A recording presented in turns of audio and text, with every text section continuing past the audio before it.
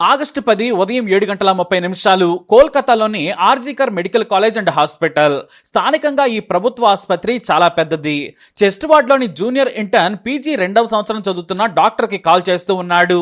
సదరు junior doctor 31 ఏళ్ల యువతి. నైట్ షిఫ్ట్ ఆమెదే.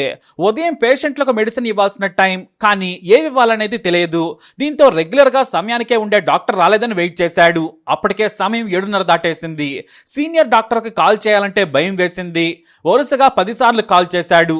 కానీ ఆ మహిళా డాక్టర్ ఎంతకీ కాల్ లిఫ్ట్ చేయకపోవడంతో సదరు ఇంటర్న్ సరాసరి 3వ అంతస్తులోని సెమినార్ రూమ్కి వెళ్ళాడు. ఎందుకంటే సెమినార్ హాల్ స్టేజ్ పైనే నైట్ డ్యూటీలో ఉన్న జూనియర్ డాక్టర్లు రెస్ట్ తీసుకుంటూ ఉంటారు. కానీ ఎక్కువ మంది ఆ సమయంలో రాత్రి వేళల్లో వచ్చేందుకు భయపడతారు. చాలా మంది తమ తమ విభాగాల్లోని ఖాళీ గదుల్లోనే రెస్ట్ తీసుకుంటారు. అయితే ఈ చెస్ట్ డిపార్ట్మెంట్ జూనియర్ డాక్టర్స్ ఎవరైనా సరే నైట్ షిఫ్ట్ లో ఉన్నా కూడా అక్కడే రెస్ట్ తీసుకుంటారు. అది చాలా నీట్ గా ఉంటుంది. ఎలాంటి స్మెల్ రాదు. టేబుల్స్ మీదనే పడుకుంటారు. అందుకే సదరు జూనియర్ ఇంటర్న్ వెళ్లి చూశాడు. గేటు దగ్గర నుంచి చూస్తే ఇంకా పడుకుని ఉన్నట్లు అనిపించింది. కానీ దగ్గరకు వెళ్లి చూసి వణికిపోయాడు. ఎందుకంటే చుట్టూ రక్తం ఉంది. అర్ధనగ్నంగా ఉంది శరీరం. మెడలు విరిచేసి ఉన్నాయి. కళ్ళలో నుంచి రక్తం, నోట్లో నుంచి రక్తం, కాలు విరిగిపోయి ఉంది. చేతులపై గాయాలు, మాంగ్పై కూడా గాయాలు. వణుకుతూ కిందికి వచ్చి సీనియర్ డాక్టర్లకు విషయం చెప్పాడు. వెంటనే పోలీసులకు సమాచారం ఇచ్చారు. ఈ విషయం కాలేజ్ క్యాంపస్ మొత్తం పాకిపోయింది. డాక్టర్లు భయంతో వణికిపోయారు. వేగంగా Kolkata police commissioner Vineet Goyal, ACP Muralidhar Sharma వెళ్లి క్రైమ్ సీన్ ని చూశారు. ఫోరెన్సిక్ టీం క్లూస్ సేకరించింది. పోస్ట్ మార్టంలో సంచలన విషయాలు బయటపడ్డాయి. మర్మవయవాలపై తీవ్రమైన గాయాలున్నాయి. శరీరం మొత్తం గాయాలే. అంటే మొదట మెడకు ఉరేసి ఆ తర్వాత మొహం మీద దుప్పటి లాంటిది పెట్టి చంపేశాడు హంతకుడు. అంతేకాదు యువ డాక్టర్ మృతదేహం పక్కనే ల్యాప్టాప్, ఫోను, బ్యాగు, బుక్స్ ఉన్నాయి. వాటర్ బాటిల్ కూడా పడి ఉంది. కుర్తా మాత్రమే ఉంది, ప్యాంట్ లేదు. దీంతో హంతకుడే తీసుకెళ్లి ఉంటాడనేది పోలీసుల అనుమానం. అక్కడ మొత్తం వెంట్రుకలు కూడా ఉన్నాయి.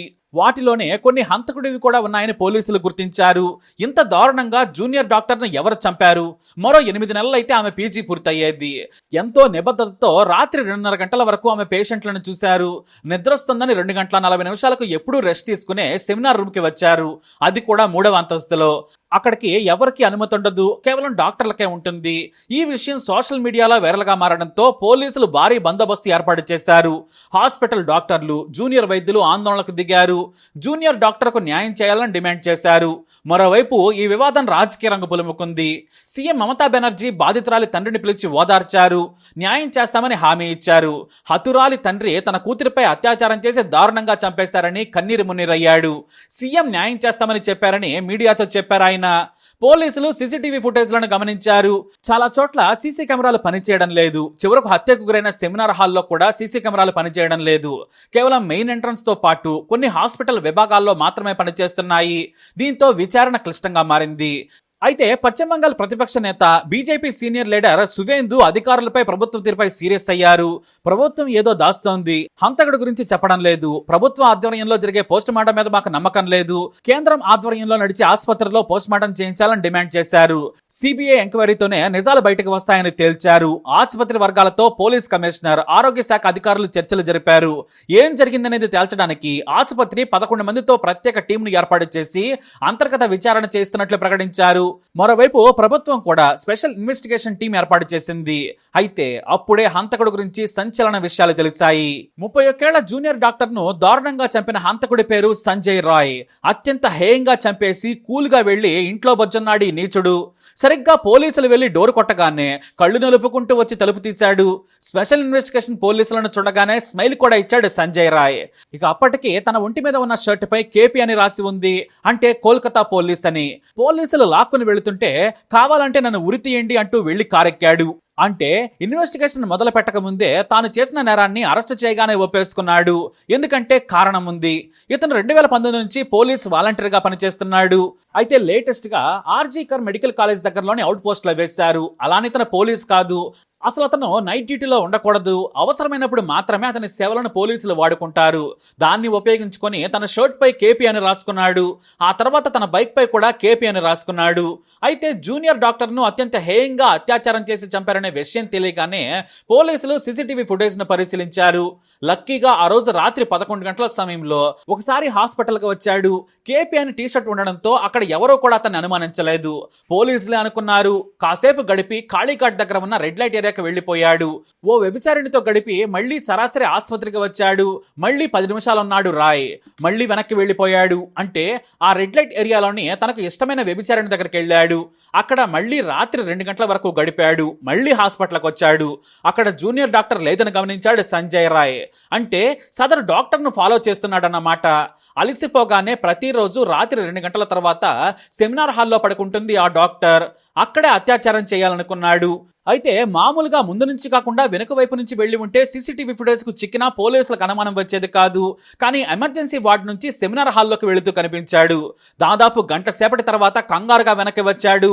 ఆ తర్వాత బైక్ మీద ఇంటికెళ్లి మద్యం తాగి పడుకున్నాడు సంజయ్ రాయ్. అయితే చాలా రోజులుగా సదరు జూనియర్ డాక్టర్ ను అత్యాచారం చేయాలని ప్లాన్ చేసుకున్నట్లు పోలీసులు గుర్తించారు. ఎందుకంటే అతను రెగ్యులర్ గా పోలీసులని చెప్పుకొని తిరుగుతున్నాడు. ఆసుపత్రి అవుట్ పోస్ట్ లో సేవల కోసం కొన్నిసార్లు అతను వాడుకునేవారు. అందుకు కొంత మొత్తం పోలీసులకు ఇచ్చేవారు. కానీ దాన్ని కూడా దుర్వినియోగం చేశాడు. అంతేకాదు పలుమార్లు ఆసుపత్రిలోని నర్సులు ఇతర స్టాఫ్ తో దురుసుగా ప్రవర్తించినట్లు తేలింది. కొంతమంది నర్సులతో కూడా అసభ్యంగా ప్రవర్తించినట్లు గుర్తించారు.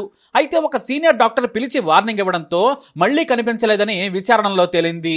ఇక పోలీసులు అతని ఫోన్ ను గమనించగా బూతు సినిమాలకు అలవాటు పడ్డానని గుర్తించారు. బూతు చూడటం, బూతు పనులు చేసేందుకు రెడ్ లైట్ ఏరియాకు వెళ్లడం చేసేవాడు. కానీ వ్యభిచారణలతో చేయడం కంటే యువతని ఎంజాయ్ చేయాలనే దారుణమైన కోరికతోనే అత్యాచారం చేసి హత్య చేశాడని పోలీసులు గుర్తించారు. శృంగారానికి బానిసైన సంజయ్ రాయ్ పోలీసులు అరెస్ట్ చేసినా ఏమాత్రం కంగారు పడలేదు. నవ్వుతూ కూల్ గా కావాలంటే నన్ను ఉరితీయమని చెప్పాడు. ఇక బూట్ల మీద రక్తం మరకలు అతన్ని పట్టించాయి. కేపీ అనే టీషర్ట్ మీద రక్తం మరకలున్నాయి. ఆ టీషర్ట్ ని ప్యాంట్ ని ఉతుక్కున్నాడు. మరో టీషర్ట్ వేసుకున్నాడు. షూస్ ని కూడా కడిగాడు. కానీ రక్తం మరకలు అనవాళ్ళు ఇంకా ఉన్నాయి. 4 పెళ్లిళ్ళైనా కూడా ఇతని సైకో మనస్తత్వం మాత్రం మారలేదు. ఆ కారణంగానే అందరూ వదిలేశారని పోలీసుల విచారణలో తేలింది. అయితే అతని నుంచి పూర్తి స్థాయిలో విచారణ చేస్తున్నారు కోల్కతా పోలీసులు. ఇక లొకేషన్ లో అతని జుట్టు, ఫింగర్ ప్రింట్స్ కూడా సేకరించారు. ఫోరెన్సిక్ నివేదిక రాగానే పూర్తి వివరాలతో మీడియా ముందుకు రానున్నారు సిటీ పోలీస్ కమిషనర్.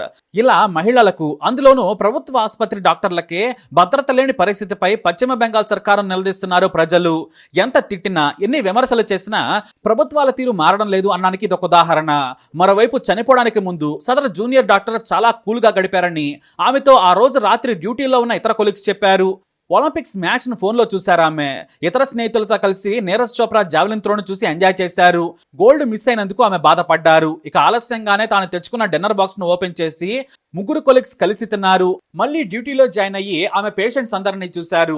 వెళ్లే ముందు తల్లికి లేట్ అయినా కూడా కాల్ చేశారు ఆమె. బహుశా ఆమెకు అదే చివరి కాల్ అవుతుందని ఊహించలేదేమో పాపం. తన తల్లి పడుకుంటుందని తెలిసినా ఫోన్ చేసి మరీ మాట్లాడారు ఆ సదరు డాక్టర్. మళ్ళీ కాసేపు రౌండ్స్ కు తిరిగి కొంతమంది పేషెంట్స్ కి ధైర్యం చెప్పి విశ్రాంతి తీసుకుంటానని సెమినార్ కు వెళ్లినట్లు పోలీసులు తెలియజేశారు. ఇంత క్రూరంగా హత్య చేసి వెళ్లి హాయిగా పడుకున్నాడంటే ఎంతటి దుర్మార్గుడో మనం అర్థం చేసుకోవచ్చని పోలీసులు చెప్పారు. నన్ను ఉరి తీసుకోండి నవ్వుతూ చెబుతున్నాడు. అంటే ఏం చేయడానికైనా సిద్ధమయ్యాడు హంతకుడు రాయ్. అయితే పెద్ద ఆసుపత్రిలో సీసీ కెమెరాలు సరిగ్గా పనిచేయకున్నా కూడా ఎవరో పట్టించుకోవడం లేదని తెలిసింది. ఇక జూనియర్ డాక్టర్లు, ఇతర ఇంటర్న్స్ తో పాటు కనీసం సిబ్బందికి కూడా సరైన టాయిలెట్స్ కూడా లేవని వాపోయారు. ఎక్కడ ప్లేస్ ఉంటే అక్కడ పడుకుంటున్నాం, ఇలానే చదువుకుంటున్నామని ఆవేదన వ్యక్తం చేశారు. ఇప్పుడు ప్రభుత్వం కళ్ళు తెరిచి అన్ని ఏర్పాట్లు చేస్తామని ప్రకటించడం విశేషం. మరి నీచాతి నీచుడు ఈ హంతకుడు సంజయ్ రాయ్ని ఏం చేయాలి? ఎలాంటి శిక్ష విధించాలి? మీ అభిప్రాయాన్ని కమెంట్ ద్వారా తెలియజేయండి. ఈ వీడియో అప్డేట్స్ కోసం మై ఛానల్ ఫాలో అవ్వండి.